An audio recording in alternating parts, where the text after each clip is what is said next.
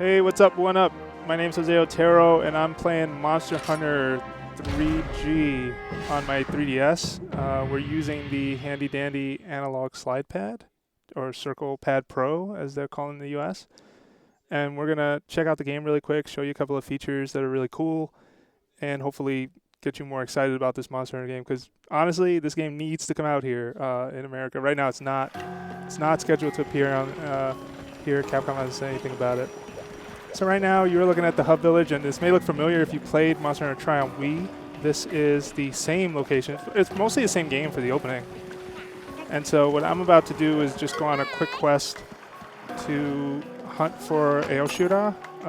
That is a monster from Portable Third that is in this game as well. So I'm just going to quickly pick up that quest. And if you want to see down here, that's what I'm looking at. So information split among the two screens, just like every DS/3DS game is. I'm going to take this quest, run out, and show you some of the improvements too over Monster Hunter Tri, the Wii version. So we're going to head out onto Deserted Island. And Monster Hunter can be a very difficult series to get into simply because of a couple of things. One is the amount of knowledge that you need to have. But luckily the 3DS version Tri in general helped kind of simplify and make things a little easier to understand, and hopefully just teach you how to play a little better. Granted, you still need to seek like outside sources. So just really quickly, I just got to take stuff from the blue item box, and I'm just going to bring your attention to the bottom screen.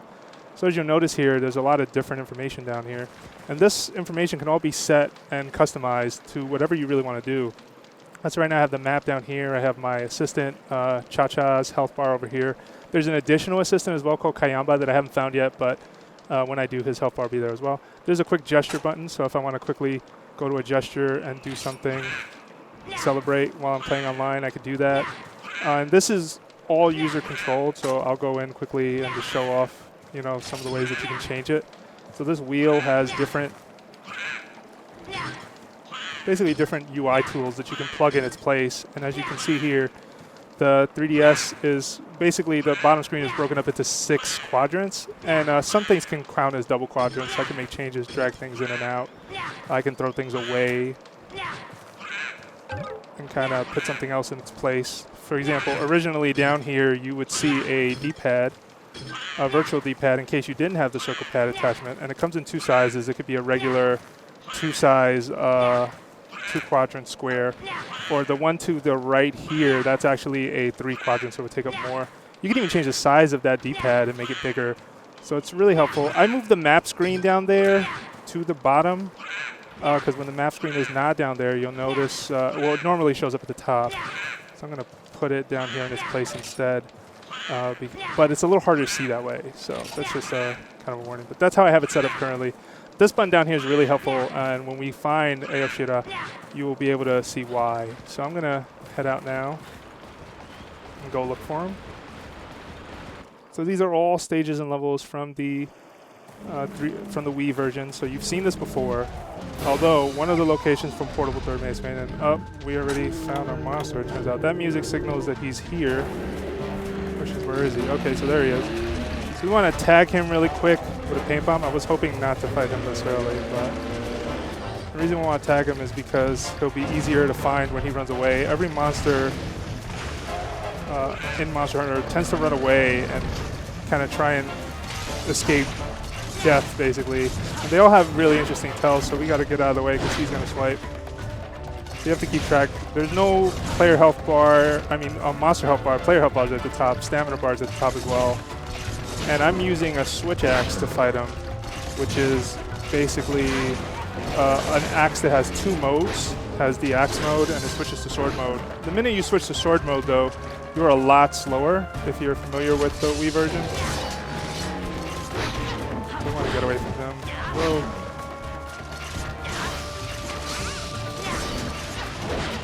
I'm trying to get that discharge out, but it didn't work out. So let's switch back to axe mode. See if we can take this guy out.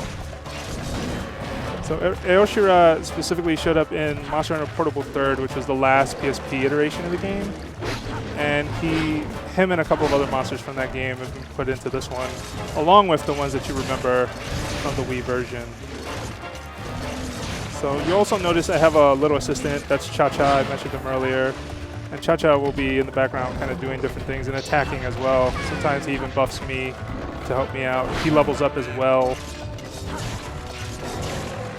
And you get a second assistant, as mentioned earlier, Kayamba. And they both work on a mask system. They wear different masks and will do different things to help you out. So that's pretty useful. All right, so we're going to heal before this thing kills us both. Or kills me, at least. Just like previous Monster Hunters, if you faint 3 times during a quest, you have failed that quest. And since you pay a contract fee for every quest that you take on, that can be a really expensive thing to have to deal with. Now, this may not be the most efficient way to fight Aoshira. I am aware of that. Also in the office, I'm a big fan of the series, but I may not be the world's best player of it. Some of you may be at home saying, man, he's getting wiped by this guy. One of the things on Monster Hunter, obviously, it's meant to be a multiplayer game, and that's really where the hooks of the game kind of come to play. And in multiplayer, you are much weaker, so you really have to work carefully to fight these things. Okay, so he's running for it because he's getting hurt. So I'm going to take a second to heal, to sharpen my sword, because your weapons always wear down over time. So I'm going to chase after him and get him, hopefully this time. And let's go get him. The Circle Pad Pro feels great for the most part for this game. I mean, it's surprisingly comfortable considering how ridiculous it felt at first to hear that, you know, the 3DS was getting an additional analog stick.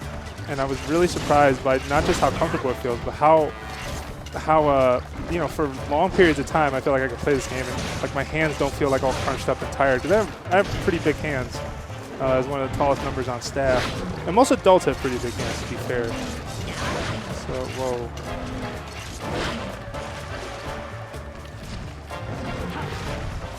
So hopefully I'll take him out soon. He should be drooling soon too, which is another clear sign he's losing. And a lot of the Wii graphics, for the most part, look really great on the 3DS's screen. So the transition, there we go. So the transition was pretty smooth. So to my surprise, they've taken out Aoshira pretty early. I'm just going to carve off whatever he has on him. And the quest will end here. And this guy's picking a fight with me, so let's get rid of him. All right, so you've seen a quick preview of the Circle Pad Pro and Monster Hunter 3G. Again, these right now are Japan only. Hopefully we'll see them in the US, but again, so far doesn't really look likely. I mean, the fact that the Wii version exists and is mostly localized hopefully means that we may see it one day, but until Capcom decides to say otherwise, importers only, I guess. Anyway, thanks for tuning in, and keep checking oneup.com for more.